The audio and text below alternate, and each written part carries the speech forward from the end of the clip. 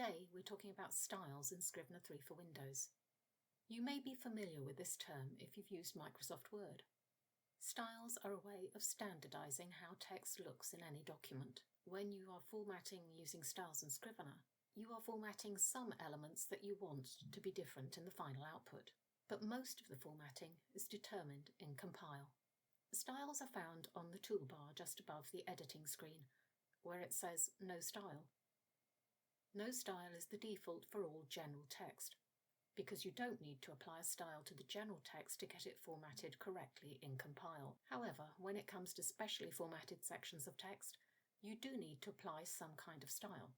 So you have things here like center text, block quotes, etc.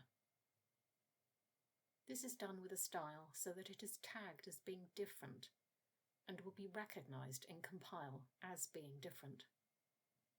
Some of the styles only affect paragraph display. In other words, they don't change the text style. These are called paragraph styles. Others do affect the actual text and are called character styles. And of course, some are both. Paragraph styles have a paragraph symbol by them, and character styles have an underlined A by them. Most of them are not about changing fonts though, because once again that is usually dealt with in Compile. Another thing to note is that the styles available may be different depending on what template you use to create your project. So let's just apply a few of these styles to some text and see what they look like when we compile a document to PDF. And to make everything easier, we'll call it what it is. So simply highlight the text or click into the paragraph and select the style. Or select the style before you start typing.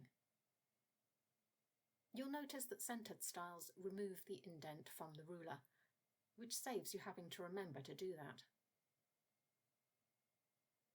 And here's what they look like in a document.